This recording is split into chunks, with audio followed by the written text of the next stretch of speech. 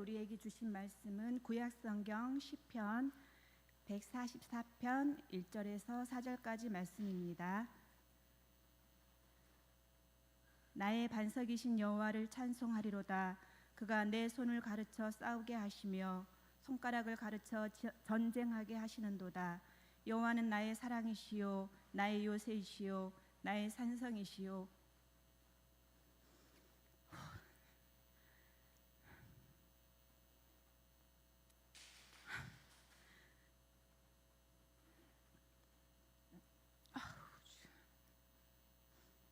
나를 건지시는 이시요 나의 방패이시요 이시니 내가 그에게 피하였고 그가 내 백성을 내게 복종하게 하셨나이다. 여호와의 사람이 무엇이기에 주께서 그를 알아주시며 인생이 무엇이기에 그를 생각하시나이까. 사람은 헛것 같고 그의 날은 지나가는 그림자 같으니이다. 이는 살아계신 하나님의 말씀입니다. 우리 선포된 하나님의 말씀 시편 144편 1절 이하의 말씀으로 여호와를 찬송하리로다 라는 제목으로 하나님의 말씀을 나누겠습니다. 오늘 맥주 감사 주일이 됐네요. 벌써 상반기가 지났다는 것이 실감이 되지 않습니다. 제가 이 중에서 연배가 그렇게 썩 높은 편이 아니기 때문에 짧은 인생을 살았습니다만 제 개인적으로는 진짜 유난히도 빠른 그런 세월을 지난 것 같은 느낌이 듭니다. 여러분들도 공감하시겠지만 지난 12월 이후에 진짜 한치 앞도 내다보지 못하는 인생이로구나. 도대체 내가 할 수 있는 일이 도대체 뭐란 말인가. 그렇게 생각에 깊이 잠겨서 살아가다가 보니까 어느 날 평생 고백했던 것처럼 아마 윤정아 집사님도 그런 마음으로 성경 봉독하시면서 울컥하셨을 거라고 저는 생각하는데요. 나보다 나를 더 잘 아시는 하나님께서 오늘의 내 삶을 이끌고 계시는구나. 오늘 이 자리에 여러분 우연히 앉아 계신 게 아니라 오늘 지금 이 순간 이 시간이라는 것을 주님께서 허락해 주신 선물과도 같은 삶이로구나 라고 하는 것을 고백하지 않을 수가 없습니다. 각각 느끼는 느낌 다 다르고요. 각자가 경험한 삶이 다 달라서 다소 개인 차이는 있겠습니다만 우리 모두가 이 자리에 맥주 감사 주일 예배로 예배하니까 우리 모두가 진짜 전심을 다해 마음을 다해 그 하나님의 영광에 합당한 감사와 찬양을 올려드리는 복된 시간이 되시기를 주님으로 축복합니다. 우리가 매주일 성경 흐름을 따라서 성경 통독해 나가고 있는데 지난주 우리 원로 목사님 말씀 전해주셨고 그 이전에 욥기서 말씀 이후에 이제 시편의 말씀을 함께 묵상을 하려고 합니다. 시편은 한 편 한 편이 소중하게 다가오고 그 내용들이 다양한 모습으로 때로는 교훈으로 때로는 책망으로 때로는 정말 하나님의 은혜를 찬송하는 모습으로 때로는 넋두리하고 원망하는 모습으로 다양한 내용들이 이 시편에 담겨져 있습니다. 1편부터 150편까지 그 내용이 굉장히 많이 기록이 되어 있습니다만 오늘은 특별히 맥주 감사 주일을 맞아서 시편 144편의 말씀을 통해 하나님의 은혜, 베푸신 은총을 함께 묵상해 보려고 합니다. 시편 144편은 이스라엘 최고의 왕으로 일컬어지는 이 선왕 다윗이 하나님께 드린 감사의 이야기입니다. 하나님께 받은 은총이 너무 커서 다윗은 온 마음으로 하나님을 경배하고 찬송하고 있습니다. 여러분 시편 말미에 보면 이 다윗이 아예 표제가 돼서 등장하는 시가 8편이 있는데 시편 138편부터 145편까지 이렇게 8편의 시입니다. 그 중에서 오늘 7번째 해당하는 이 시는 역시 하나님이 나를 다스리십니다. 하나님이 이 땅을 통치하시고 하나님이 내 삶의 전부라고 고백하는 이 절대 주권을 고백하는 이 다윗의 시를 볼 수가 있습니다. 물론 이 외에도 시편 안에는요 다윗이 쓴 성경이 너무너무 많아요. 시편 8편, 시편 18편, 33편 등을 대표로 해서 정말 많은 시들이 존재하는데 어떤 사람은 그래요. 다윗의 내용이 보면 다 거기서 거기라는 생각을 하는 사람들이 있습니다. 그러니까 노래를 만들어도 맨날 불렀던 노래 부르는 사람이 있고 어떤 작곡가가 노래를 만들면 유사하고 비슷한 분위기를 만들어서 노래를 하니까 이것도 다윗이 가진 생각의 한계가 요만큼이니까 맨날 똑같이 모방해서 쓴 시가 아닌가라고 생각할지 몰라도 그게 아니에요. 다윗은 평생 살면서 자기가 경험하는 인생의 희노애락이 다 다르잖아요. 근데 그때 그 순간순간마다 그는 그저 형식에 머물러서 감사하던 사람이 아니었고, 자신이 경험하고 있는 그 삶의 순간순간 매번의 그 현장마다 하나님을 향한 전심으로 감사와 찬송을 올려드렸다라고 하는 것입니다. 오늘 드리는 이 시도 새로운 고백, 새로운 마음으로 주님을 향해 감사드리고 있는 것입니다. 설교 준비하는데 갑자기 제가 어릴 때 되게 유명했던 선교단체 이름이 하나 딱 떠오르더라고요. 늘노래 선교단. 다윗의 인생을 한마디로 표현하면 늘노래예요. 늘노래. 맨날 어려움과 힘든 게 있었지만 그는 늘 노래했습니다. 하나님을 향한 소망을 가지고 늘 찬송하고 늘 노래하고 끊임없이 주님을 부여잡는 삶을 걸었다는 거예요. 오늘 다윗이 어떤 고백을 드리고 있는가 함께 살펴보면서 저와 여러분의 신앙도 오늘 다윗과 같이 하나님께 드려지기를 주님의 이름으로 축복합니다. 먼저 첫 번째로 다윗이 고백한 첫 번째 고백은 뭐냐 하면, 자신의 삶을 가장 친절하게 이끌어서 그 승리의 자리로 자신의 삶을 붙들어 주신 하나님을 그는 찬양하고 그분께 경배를 올려드리고 있습니다. 1절 말씀 제가 다시 봉독합니다. 나의 반석이신 여호와를 찬송하리로다.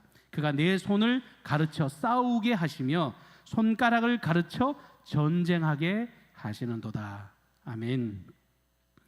여기 찬송하리로다. 나 하나님을 경배합니다. 하나님을 찬송합니다. 오늘 맥주 감사주일이니까 하나님께 감사드립니다. 여러분 전혀 어색할 게 없죠.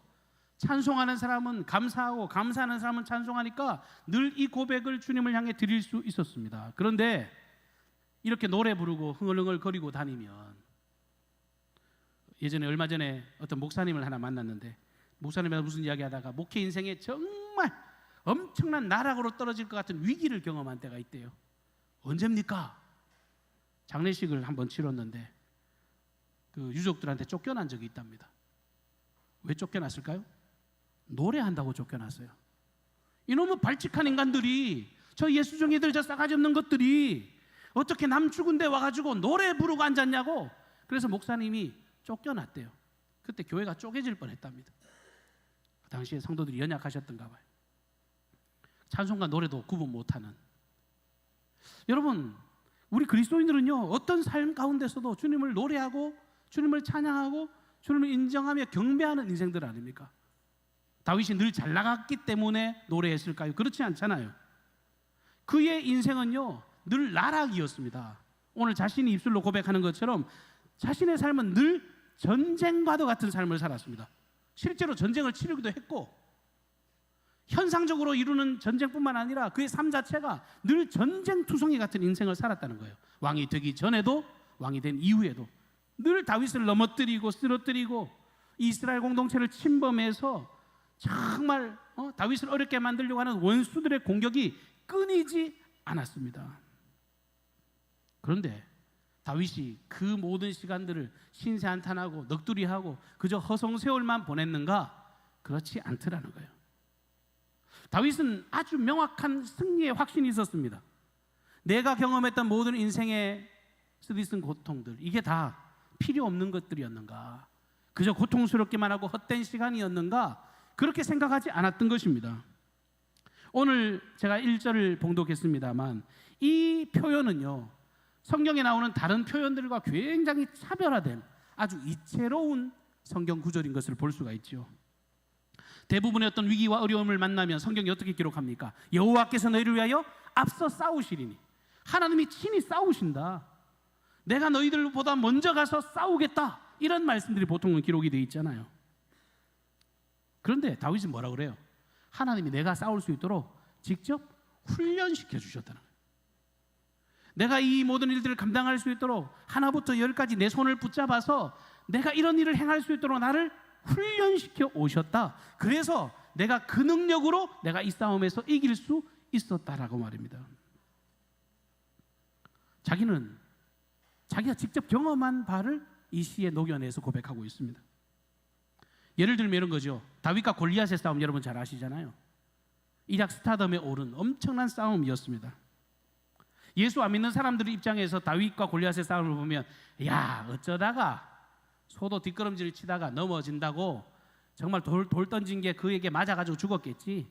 재수가 좋았나 보다. 참, 저 어린 놈이 참 재수가 좋아가지고 운이 좋아가지고 승리했구나, 이렇게 판단하겠죠. 신앙의 눈으로 보면 아니야. 다윗은 연약했지만 하나님이 그의 능력을 부여잡아 주셔서 하나님께서 친히 싸워서 그 거인 골리앗을 이긴 거야. 하나님이 도와주셔서, 하나님이 함께 하셔서 다윗이 이겼다라고 말을 합니다. 그런데 다윗은 그게 아니라는 거예요. 내 삶은 하나님께서 훈련시켜서 내가 이것을 넉넉히 감당할 수 있는 힘을 주셨기 때문에 내가 이렇게 서 있다라고 고백하는 거예요. 블레셋과 이스라엘이 대치하고 있을 때 원래는 최선봉에 서야 될 사람이 사울이잖아요. 근데 사울조차도 두려움에 빠져서 거기 전쟁에 참여하지 못하고 두려움에 떨고 있을 때 어린 다윗이 왕이여, 제가 그 전쟁에 나가겠습니다. 자원합니다. 그러면 상식적으로 생각하면 아이고 잘됐다, 나는 정말 무서운데 네가 대신 나가면 좋겠구나, 왕이 그렇게 말해야 정상인데 사울 왕이 보기에도 한심하기 그지없는 거예요. 이거는 뭐 엄청난 장수, 골리앗만큼은 아니더라도 그와 유사한 어떤 장수가 와서 전쟁에 나가겠다고 해야지, 정말 초라해 보이는 아이가 와서 전쟁에 나가겠다고 하니까 이렇게도 무모할 수 있는가. 오히려 사울이 너 안 된다, 그 전쟁에 대해서 만류하잖아요. 그 만류하는 사울 왕에 대해서 다윗이 뭐라고 말하는가 하면 사무엘상 17장 34절 이하에 이렇게 말씀합니다. 다윗이 사울에게 말하되 주의 종이 아버지의 양을 지킬 때에 사자나 곰이 와서 양떼에서 새끼를 물어가면 내가 따라가서 그것을 치고 그 입에서 새끼를 건져내었고, 그것이 일어나 나를 해하고자 하면 내가 그 수염을 잡고 그것을 쳐 죽였었나이다. 주의 종이 사자와 곰도 쳤은즉 살아계시는 하나님의 군대를 모욕한 이 할례 받지 않은 블레셋 사람이리까 그가 그 짐승의 하나와 같이 되리이다. 할렐루야. 다윗은요 담대함이 있었던 거예요. 경험치에 대한 확신이 있었던 거예요. 사울왕 걱정하지 마십시오. 제가요 예전에요 야생 곰이나 사자와도 맞붙은 경험이 있습니다. 양떼를 물어가려고 하는 그 짐승들 앞에서 내가 싸워서 이긴 경험이 있습니다. 내가 평소에 양떼를 지키려고 갈고 닦은 실력이 있단 말입니다. 골리앗의 물맷돌 우연히 맞아 죽은 게 아니에요. 그거 지키려고요 맨날 돌 던지는 연습을 하루 이틀 한 것이 아닙니다. 어느 날 갑자기 물맷돌 실력이 엄청나게 뛰어나서 백발백중의 명사수가 되는 훈련을 그가 받았다라고 말하고 있는 것입니다. 여러분, 다윗이 골리앗을 이길 힘은요 갑자기 초자연적인 힘을 받아가지고 어느 날 갑자기 일어난 일이 아니었습니다. 하나님이 차근차근 가르쳐 주시고 여러 가지 모진 고난과 연단과 훈련을 통해서 이 구척장신이었던 골리앗을 이길 수 있는 능력을 자기도 모르는 사이에 어느 순간에 눈 떠보니까 이렇게 학습되어 있는 자신을 발견하게 된 것입니다. 그래서 다윗은 오늘 이런 고백을 드릴 수 있는 겁니다. 내가 지금 여기 서 있는 것 하나님이 다 이끌어 주신 결과다.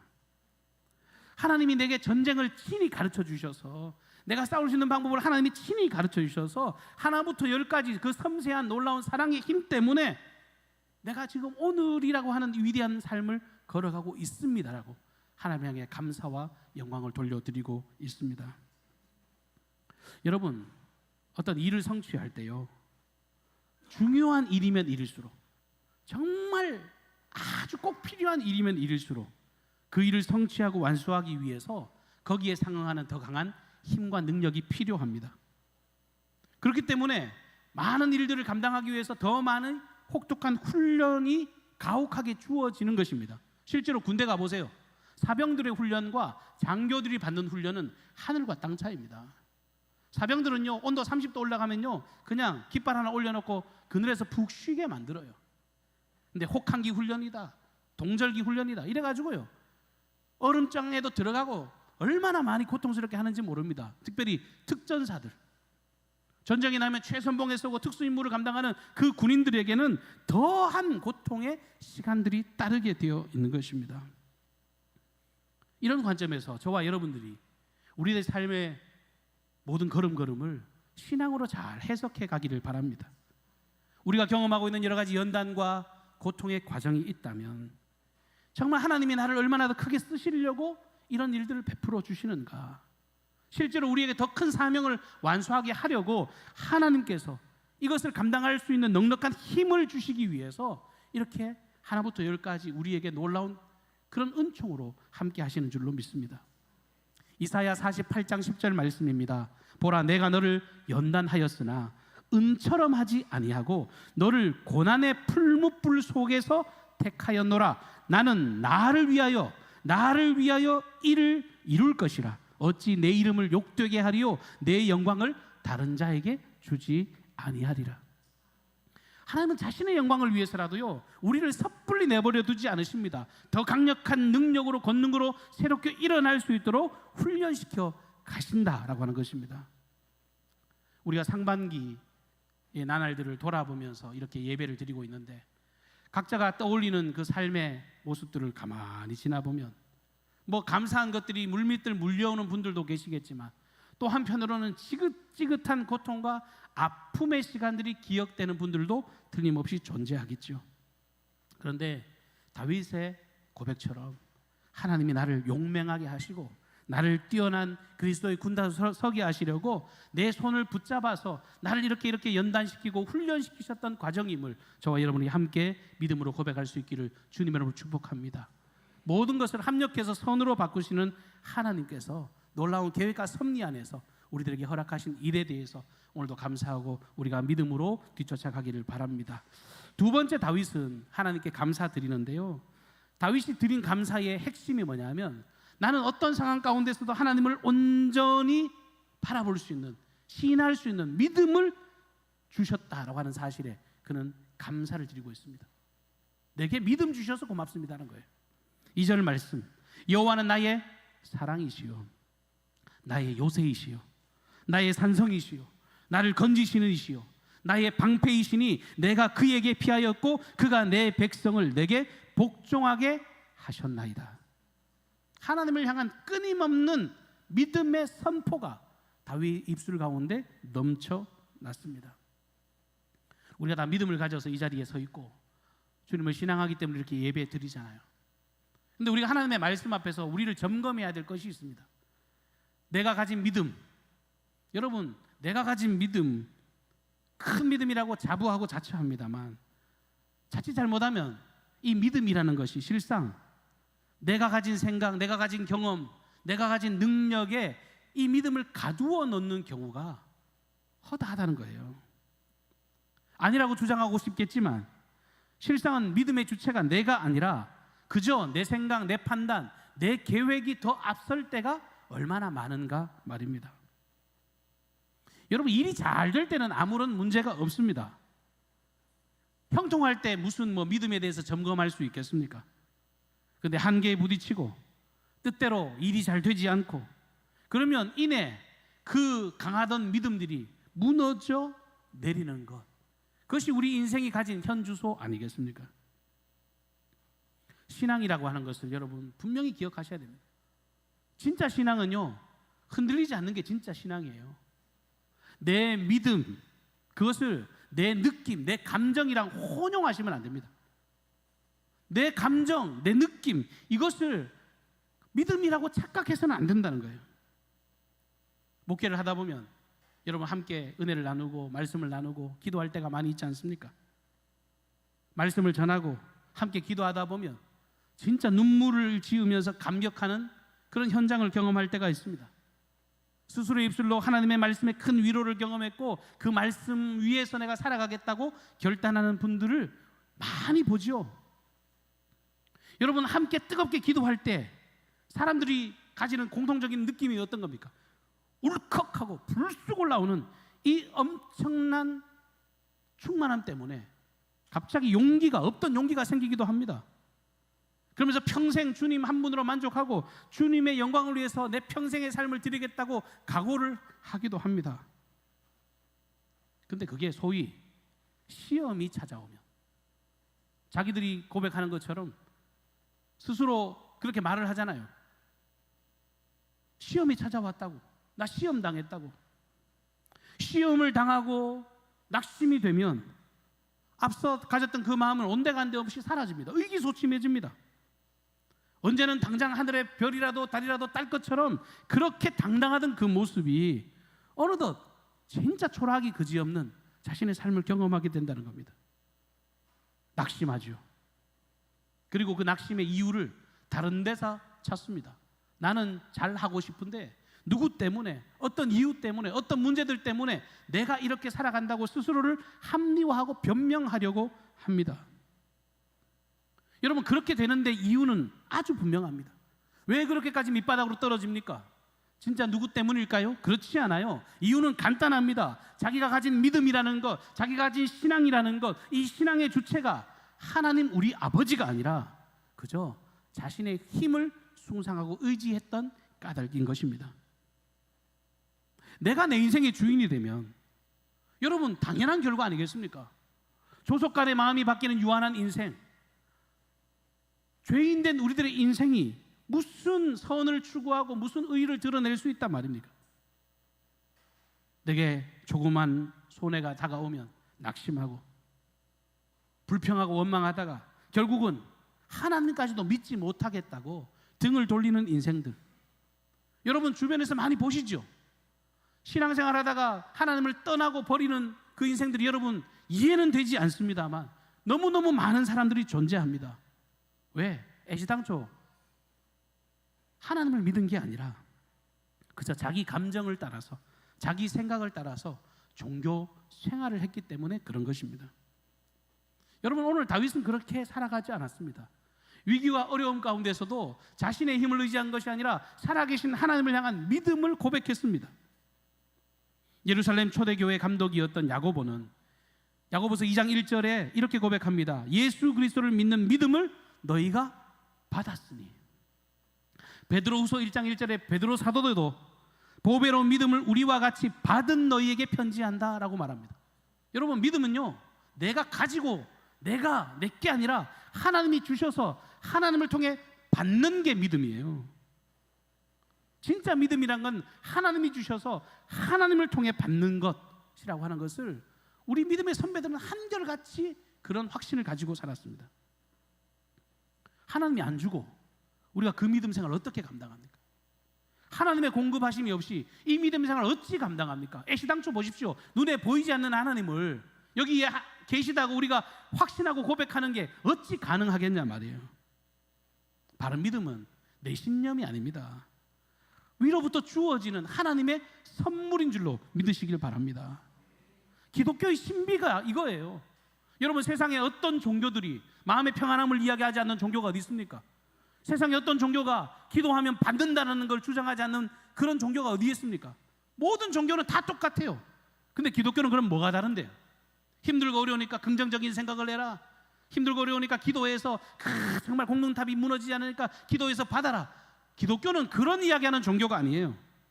나 스스로는 구원하지 못하니까, 나 스스로는 아무것도 하지 못하니까 하나님이 우리에게 찾아오시는 종교예요. 하나님이 스스로를 계시하는 종교입니다. 너희들이 힘들고 어려우냐? 내가 여기 있다. 나를 바라봐라. 나를 만나면 너희들의 인생의 문제는 해결된다. 나를 만나면 너희들은 달라지는 인생을 살아갈 수 있다. 우리는 계시의 종교, 구원의 종교란 말이에요. 하나님으로부터 믿음을 받아야 감당하지 못할 이 세상에서 정말 승리하는 유일한 삶을 걸어갈 수가 있습니다. 죄와 허물로 죽은 인생들, 아무런 소망 없는 인생들, 이들을 위해서, 우리를 위해서 이 예수 그리스도의 그 대속의 죽음이 성취되었습니다. 구원의 십자가의 복음을 통해서 우리가 잃어버린 하나님의 형상을 되찾고 그 놀라운 믿음을 통해서 나는 하나님의 자녀라고 하는 그런 확신으로 걸어가게 되었습니다. 스스로 힘으로 결코 구원할 수 없는 유한한 인생이 하나님의 구원의 계획을 확인하고 영원한 자유와 해방을 선포하게 된 것입니다. 그래서 오늘 다윗은 오늘 이 7가지의 엄청난 신앙의 선언을 하나님께 드리고 있는 것입니다. 그분의 보호와 그분의 인도하심은 완전하였다. 나는 연약하지만 하나님은 광대하십니다. 하나님은 의로우십니다. 그렇게 주님을 향한 강한 믿음이 있으니까 주어진 삶을 당당하게, 그리고 그 진토와 같은 상황에서도 하나님께 감사드릴 수 있었던 것입니다. 하나님의 보호는 완전하십니다.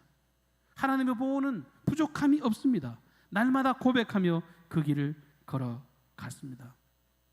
앞서 말씀드린 것처럼 여러분, 다윗만 그렇게 살아가고 있는 게 아니죠. 저도 그렇고 여러분들도 그렇고 우리의 인생은 날마다 싸움의 연속입니다. 눈만 뜨면 이 고난의 싸움을 계속해 나가야 합니다. 숱한 고난과 숱한 싸움이 밀려옵니다. 나 자신과도 싸워야 하고 이 세상의 악과도 싸워야 하고 사탄의 그 공격 앞에서도 정말 믿음을 지켜가야 하고, 그리고 비진리의 그 여러 가지 타협, 세상의 달콤한 유혹, 이런 것들과 끊임없이 싸우며 나아가야 합니다. 그런데 이 모든 그리스도인들이 이 땅에 매여서 이 땅의 것을 지배받지 않고, 오늘 다윗이 고백한 것처럼 하나님의 광대하심을 바라보면서 저 천성을 향하여서 저 높은 것을 향하여 날마다 나아갑니다 고백하는 것처럼 한 걸음 한 걸음 내딛는 그런 인생이 되시기를 주님의 이름으로 축복합니다. 승리자이신 하나님을 바라봐야, 그분을 믿는 믿음을 가져야 그분의 안위와 보호하심을 받을 수가 있습니다. 야고보서 1장 5절 이하의 말씀에 너희 중에 누구든지 지혜가 부족하거든 모든 사람에게 후히 주시고 꾸짖지 아니하시는 하나님께 구하라, 그리하면 주시리라. 오직 믿음으로 구하고 조금도 의심하지 말라. 의심하는 자는 마치 바람에 밀려 요동하는 바다 물결 같으니 이런 사람은 무엇이든지 주께 얻기를 생각하지 말라. 모든 그리스도인에게 요구하시는 하나님의 삶의 방향입니다. 이 시간 저와 여러분들이 우리 모두가 함께 다윗과 같이 고백할 수 있기를 바랍니다. 당신은 나의 사랑이십니다. 나의 요새이십니다. 나의 산성이십니다. 나를 건지시는 이십니다. 나의 방패요, 나의 피난처요, 우리의 삶의 주인이신 하나님을 내가 믿습니다. 이 고백이 오늘도 내일도 우리가 천성을 향해 가는 그날까지 우리의 삶을 붙드는 능력인 줄로 믿습니다. 이러한 확신이 있었기 때문에 다윗은 끝으로 자신을 돌보시고 자신의 연약한 삶을 알아봐 주신 그 하나님께 감격스럽게 예배하고 있습니다. 3절 말씀입니다. 여호와여, 사람이 무엇이기에 주께서 그를 알아주시며 인생이 무엇이기에 그를 생각하시나이까. 여러분, 이 말씀에 여러분 이름을 한번 대입해 보세요. 하나님, 제가 하실 게 뭐라고 주님이 저를 이렇게 알아봐 주십니까? 하나님, 도대체 제가 뭔데 저를 이렇게 긴밀하게 생각해 주십니까? 다윗은 시편 27편에는요 이렇게 고백하는 게 있어요. 내 부모는 나를 버렸으나 여호와는 나를 영접하시리이다. 여러분, 다윗은요 부모에게 버림받은 적이 없거든요. 이새의 집에서요 말째였지만 그래도 부모의 사랑 받으면서 자랐더랬습니다. 한 번도 부모에게 버림당한 적이 없는 사람이에요. 근데 왜 이런 고백을 드려요? 평생 삶을 뒤돌아보니 내 자신의 배가 아파서 낳은 내 부모의 사랑보다도, 아니 그 부모의 사랑과 비교할 수 없을 만큼 자신을 돌보시고 인도하신 하나님의 사랑을 그만큼 확신했기 때문에 이런 고백을 드린 것 아니겠습니까? 어떤 때는 이새의 집 막둥이로 나서 왕이 될 제목이 아니라고 어찌 보면 가족들에게도 무시당할 그때도 하나님은 다윗을 주목해 보셨죠. 굳이 다윗을 찾아내가지고 그에게 기름 부으셨습니다. 사울의 칼과 창끝이 다윗을 향해서 정말 몸소리치도록 뒤따라 걸어갈 때, 여러분 말이 쉽지 10년 동안 여러분 목숨 걸고 도망 다닌다는 게 얼마나 힘들고 어렵겠습니까? 근데 그때도 늘 하나님이 다윗과 함께 하셨습니다. 심지어 밧세바를 범해서 인생의 곁길 나락으로 떨어졌을 그때도 정말 그의 마음을 지켜주셔서 하나님께 통회하고 자복할 수 있는 눈물을 허락해 주신 그 하나님, 회개의 영을 부어주신 그 하나님을 자신은 뼈저리게 느끼고 고백했던 것입니다. 자신의 평생의 경험을 통해서 내가 진짜 주님의 사랑을 받고 살아가고 있는, 연약하디 연약한 인생, 내까짓 게 뭐라고 하나님이 나를 이렇게 지켜주셨는지. 여러분, 티끌에서 나서 티끌로 돌아가는 유한한 인생이라는 것을 그는 확실히 알았습니다.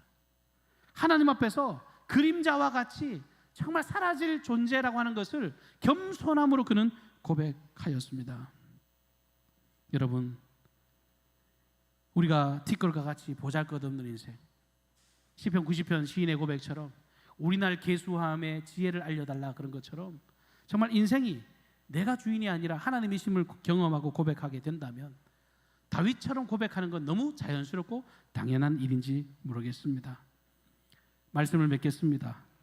오늘 이 시간 함께 예배하는 저와 여러분들, 맥주 감사주일로 예배 드리는데 그냥 종교적인 행위로 이 시간에 서 있는 사람 한 분도 없기를 바랍니다. 지나온 시간들 하나하나 돌이켜보시고, 또 혹은 지금 우리가 누리고 살아가고 있는 모든 걸음에 하나님이 주신 의미를 부여하는 지혜가 있기를 주님의 이름으로 축복합니다. 사람이 마음으로 자기의 길을 계획할지라도 그의 걸음을 인도하시는 분은 우리 하나님 여호와이신 줄로 믿습니다. 이 진리의 말씀 굳게 부여잡고 평생 이 다윗과 같이 이 승리의 주님을 의지하고 날마다 감사함으로 그분의 기쁨과 영광을 위해 살아가시는 저와 여러분이 되시기를 주님의 이름으로 축복합니다. 사랑 은혜가 풍성하신 주님 은혜를 감사합니다. 오늘 맥주 감사주일로 하나님을 예배합니다.